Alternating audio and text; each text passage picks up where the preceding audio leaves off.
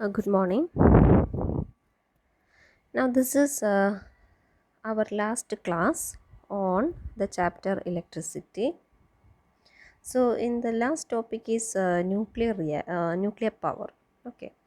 The last class we have studied about solar power, and now we are going to learn about our last topic, nuclear power. Okay, nuclear power is the use of nuclear reactions that release nuclear energy to generate heat, which is then used to drive steam turbines to produce electricity in nuclear power plant.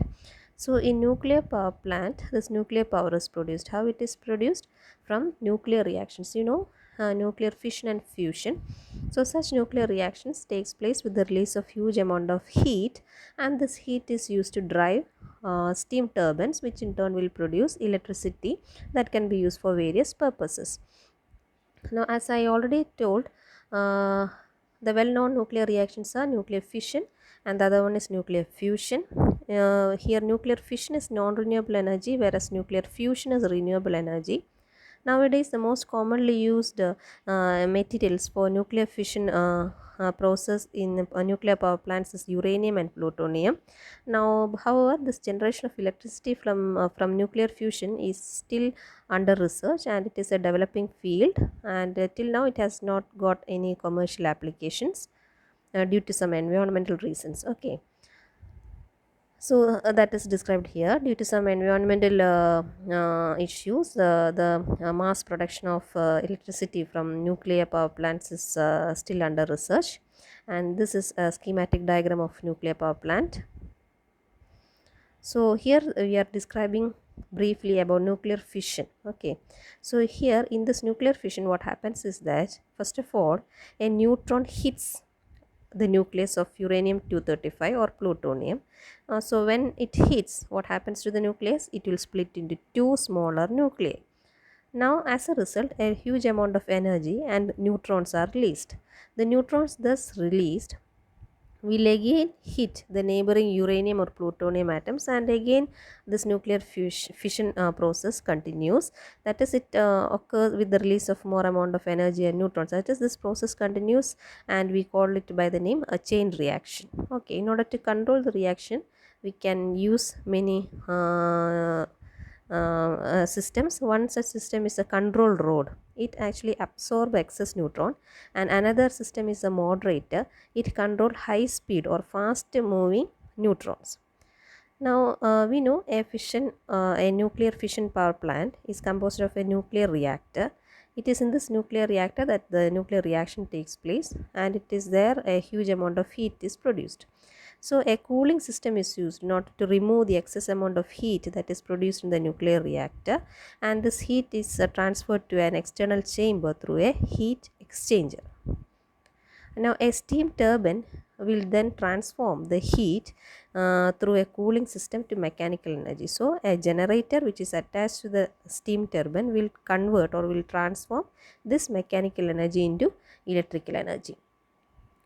Now the water will be warm, so in order to cool down that warm water we use a condenser, and so the condenser cools down the warm water from that comes from the turbine, and further it cools it down so that it can be used again to extract heat from the reaction chamber. So this is a process that takes place in a nuclear power plant when the reaction is nuclear fission. Okay, you can study this step is important, so study this paragraphs.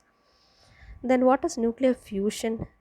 It is a form of nuclear energy released when two light nuclei combine to produce a heavy nucleus. In fission, a heavy nucleus is split into two, whereas in fusion, two light nuclei combine to form a heavy nucleus. Now, energy that is produced in sun and star is mainly due to nuclear fusion process. That is, fusion of reactions in which hydrogen is combined to form helium and all, and we have got Einstein's mass energy relation, that is E is equal to mc square, and here m is the difference in mass between the reacting nuclei and the product nucleus. So this is the energy released during fission. It is given by E equal to mc square.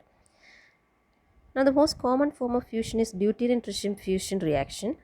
Here deuterium and tritium are isotopes of hydrogen. Nuclear fusion reaction are often called by the name thermonuclear reactions. Why? Because very high temperature is required to start or to trigger and sustain them. So what this high temperature provides is many very high kinetic energy to the reactants to overcome the repulsive force between them. So in order to attract what this reactants has to overcome the repulsive force. So in order to overcome the repulsive force, they require high temperature. So since high temperature is required, we call this nuclear fusion reactions by the name thermonuclear reactions. That's all. Okay, so this is a reaction that's given. About 17.6 MeV of energy is released, and fusion power is still in early stages of development. That is, it is still a research topic. Now difficulty in development is to heat this particular fuel, that is deuterium tritium fuel, to high enough temperature and confine it to long, so that more energy is released through fusion reaction than is used to get reaction going. That is, even though this is not it is still a research topic. Why? Because as already said, very high temperature is required to heat up this fuel. At the same time, we have to confine it also, that is, we have to keep it at that temperature for a long time. So that all will take a lot of time. So research is going in order to reach at a particular solution as far as possible. So this is still under a research topic. Okay, the nuclear bombs are of two types. We know atom bomb based on nuclear fission reaction, whereas hydrogen bomb are based on nuclear fusion reaction. So with this, we have come to the end of this semester's portions. That is, we have completed motion, the chapter motion, as well as this chapter electricity. So with this class, this semester's portion is over. Hope you all will study well. Okay, all the very best for your exams. Thank you.